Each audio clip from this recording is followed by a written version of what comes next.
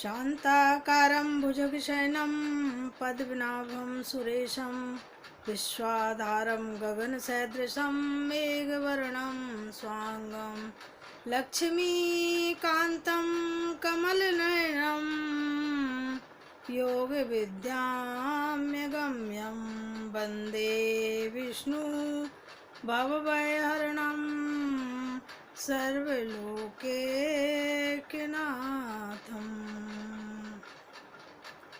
जिनकी आकृति अतिशय शांत है, जो शेषनाग की शैया पर शयन किए हुए हैं, संपूर्ण जगत के आधार हैं, देवताओं के ईश्वर हैं, जो आकाश काल के सदृश सर्वत्र व्याप्त हैं, जिनके मेघ के समान जिनका रंग है, वर्ण है, अतिशय सुंदर जिनके संपूर्ण अंग हैं, जो योगियों द्वारा ध्यान करके प्राप्त किए जा सकते हैं, जो संपूर्ण लोकों के स्वामी हैं, जो जन्म मरण रूप भय का नाश करने वाले हैं, ऐसे लक्ष्मीपति कमल नेत्र भगवान श्री विष्णु को मैं सिर से प्रणाम करती हूँ। और अब गीता का तृतीय अध्याय। इस अध्याय में नाना प्रकार के हेतुओं से भेद कर्मों की आवश्यक कर्तव्यता सिद्ध की गई है तथा प्रत्येक मनुष्य को अपने अपने वर्ण आश्रम के लिए भेद कर्म किस प्रकार करने चाहिए और क्यों करने चाहिए, इसका संपूर्ण वर्णन किया गया है। उनके करने से हमको क्या हानि होती है, क्या नुकसान होता है, कौन कौन से कर्म हमारे लिए बंधन कारक हैं और कौन कौन से हमारी मुक्ति में सहायक हैं, इत्यादि बातें भली भांति समझाई गई हैं। इस प्रकार इस अध्याय में कर्मयोग का विषय अन्य अध्यायों की अपेक्षा अधिक और विस्तार पूर्वक वर्णित है एवं दूसरे विषयों का समावेश बहुत ही कम हुआ है। जो कुछ हुआ है वह भी बहुत ही संक्षेप में हुआ है, इसलिए इस अध्याय का नाम कर्मयोग रखा गया है। चूँकि अध्याय बड़ा है, इसलिए मैं इस तृतीय अध्याय के श्लोकों का हिंदी रूपांतरण आपको सुना रही हूँ।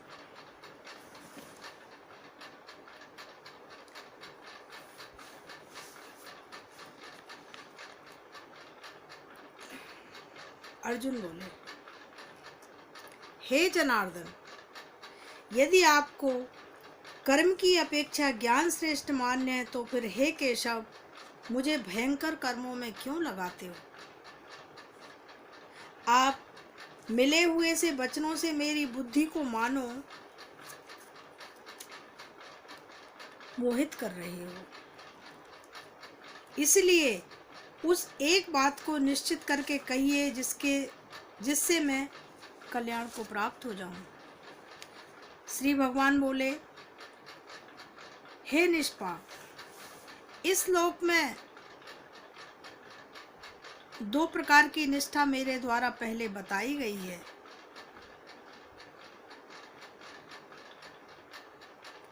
उसमें सांख्य योग की निष्ठा तो ज्ञान योग से और योगियों की निष्ठा कर्म योग से होती है।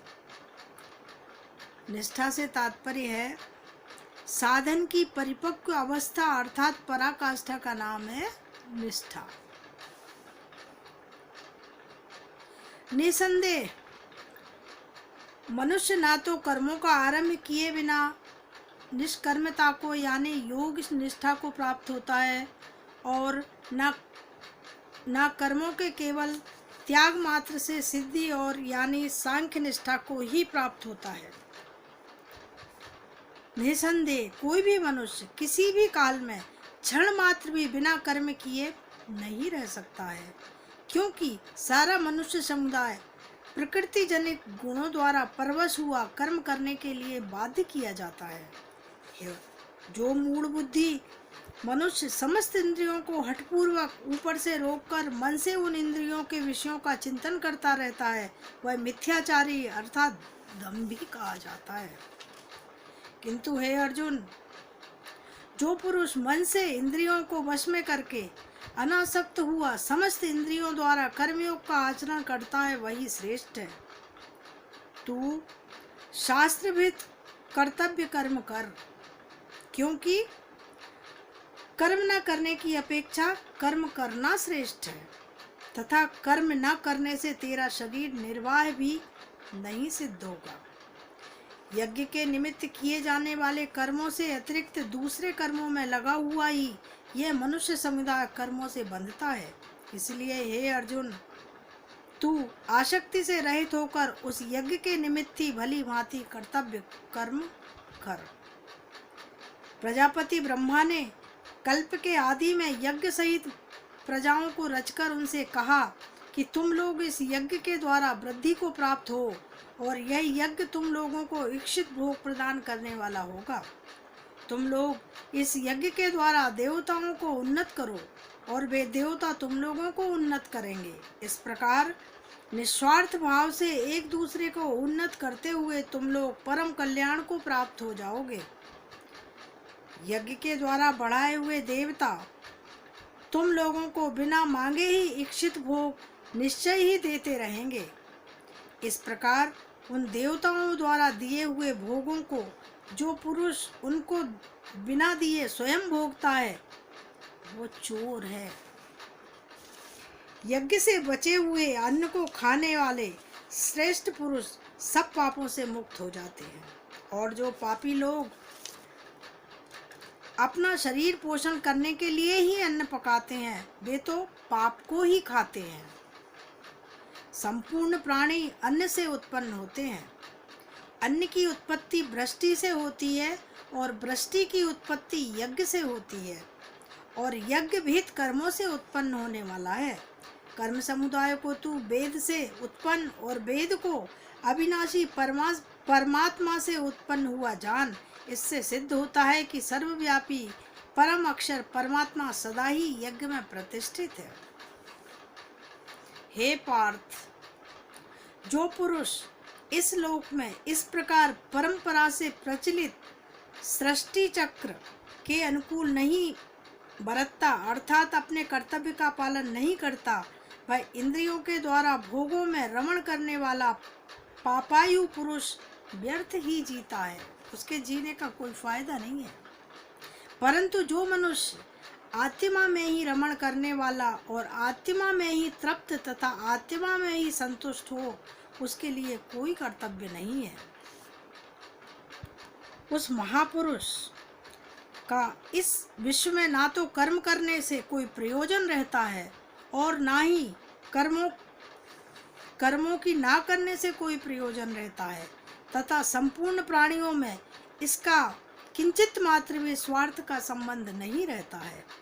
इसलिए तू निरंतर आसक्ति से रहित होकर सदा कर्तव्य कर्म को भली भांति करता रहे, क्योंकि आसक्ति से रहित होकर कर्म करता हुआ मनुष्य परमात्मा को प्राप्त हो जाता है। जनकादि ज्ञानी जन भी आसक्ति रहित कर्म द्वारा ही परम सिद्धि को प्राप्त हुए थे। इसलिए तथा लोक संग्रह को देखते हुए भी तू कर्म करने के ही योग्य है, अर्थात तुझे कर्म करना ही उचित है। श्रेष्ठ पुरुष जो जो आचरण करता है, अन्य पुरुष भी वैसा वैसा ही आचरण करते हैं। वह जो कुछ प्रमाण कर देता है, समस्त मनुष्य समुदाय उसके अनुसार बरतने लगते हैं। इससे तात्पर्य है कि जहाँ क्रिया में एक वचन है, परंतु लोक शब्द सामुदायिक वाचक होने से भाषा में बहुवचन की क्रिया लिखी गई होती है।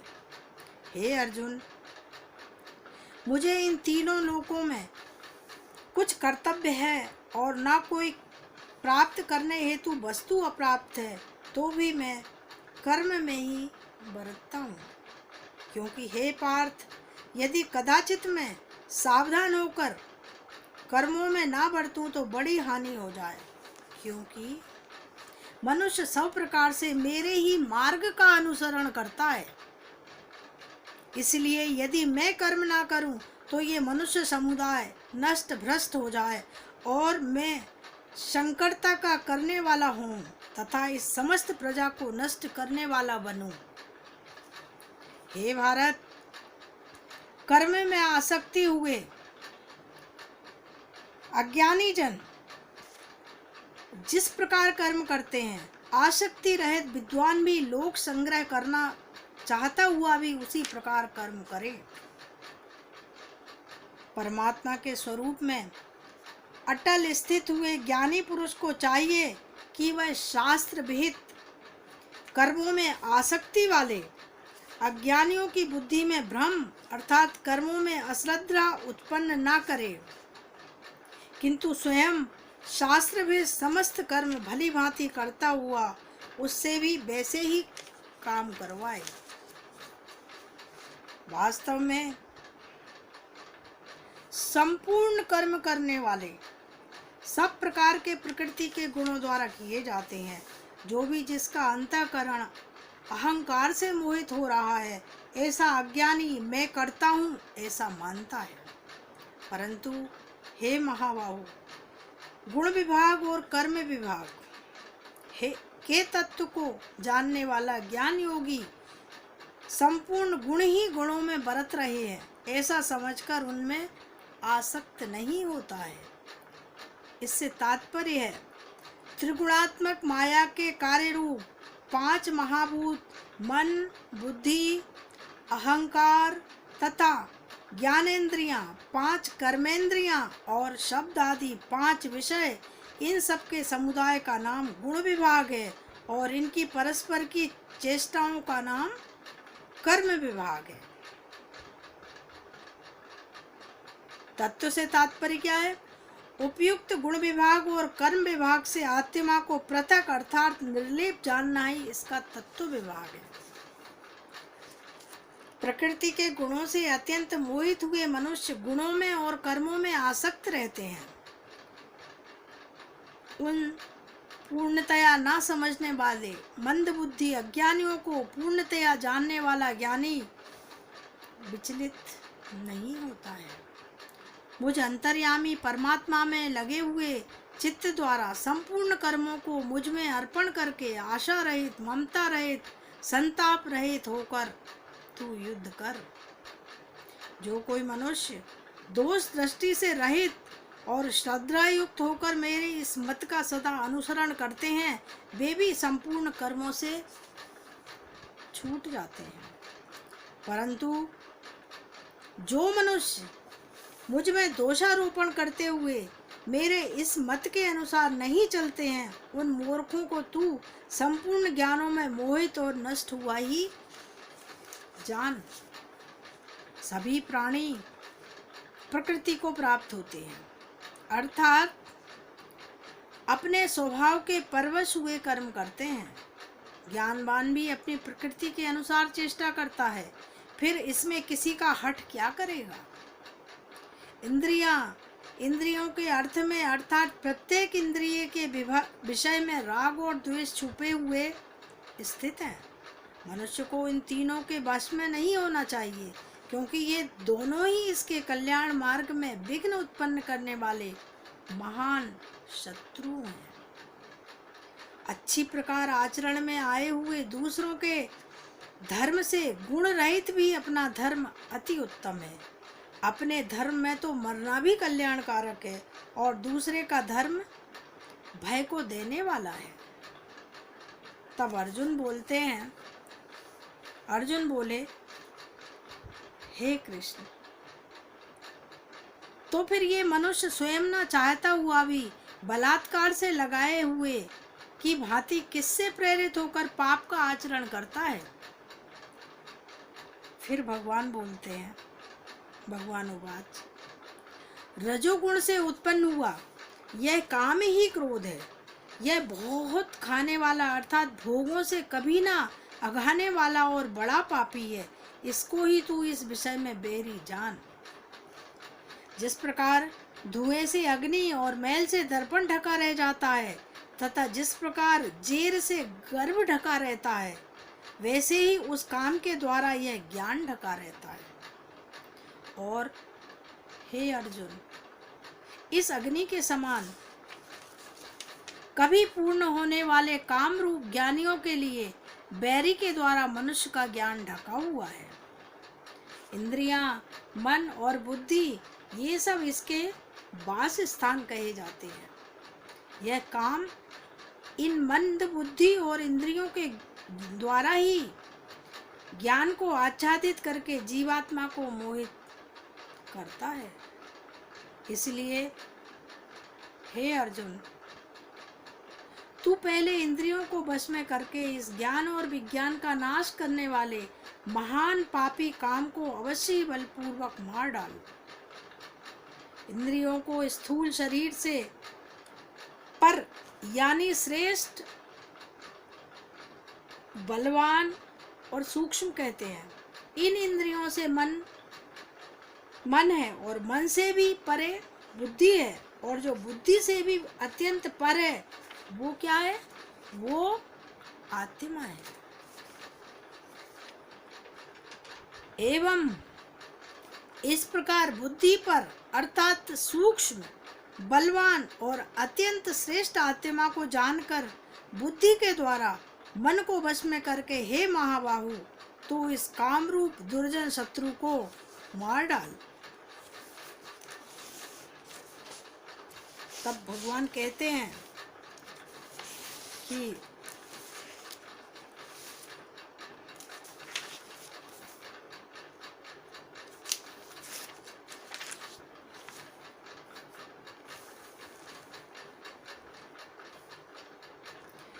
वस्तुतः काम में कोई बल नहीं है। यह आत्मा के बल से बलवान हुए बुद्धि, मन और इंद्रियों के रहने के लिए जगह पा जाने के कारण ही उसके बल से बलवान हो गया है। तथा जब तक बुद्धि, मन और इंद्रियां अपने बस में नहीं हो जाते, तब तक उनके द्वारा आत्मा का बल काम को प्राप्त होता रहता है। इसलिए काम अत्यंत प्रबल माना जाता है, इसलिए उसे दुर्जय कहा गया है। परंतु काम का यह दुर्जयत्व अभी तक है, जब तक आत्मा अपने स्वरूप को पहचान कर बुद्धि, मन और इंद्रियों को अपने बस में ना कहे। महाबाहु शब्द बड़ी भुजा वाले बलवान का वाचक है। यह शौर्य सूचक शब्द है। भगवान श्री कृष्ण काम को दुर्जय बतलाकर उसे मारने की आज्ञा देते हुए अर्जुन को महाबाहु नाम से संबोधित कर आत्मा के अनंत बल की याद दिला रहे हैं, और साथ ही यही भी सूचित कर रहे हैं कि समस्त अनंत चिंत दिव्य शक्तियों का अनंत भंडार में जिसकी शक्ति का क्षुद्र सा अंश पाकर देवता और लोकपाल समस्त विश्व का संचालन करते हैं, और जिसकी शक्ति के करोड़ों कलांश भाग को पाकर जीव अनंत शक्तिवान बन सकता है, वह स्वयं में जब तुम्हें कामों को मारने में समर्थ शक्ति संपन्न मानकर आज्ञा दे रहा हूँ, तब काम कितना ही दुर्जय और दुर्लभ बैरी क्यों ना हो, तुम बड़ी आसानी से उसे मारकर उस पर विजय प्राप्त कर सकते हो। इसी अभिप्राय से ये संबोधन किया गया है। ये था गीता का तीसरा अध्याय जो मैंने आज आपके सामने रखा। आप इस अध्याय को अवश्य सुनिएगा। वैसे तो पूरी गीता ही हमारे जीवन में चरितार्थ होना चाहिए, परंतु लोगों के पास इतना समय नहीं है। इसलिए मैं आज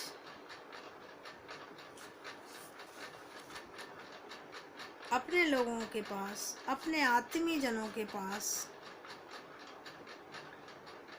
अपने देशवासियों के पास ये गीता का पाठ हिंदी में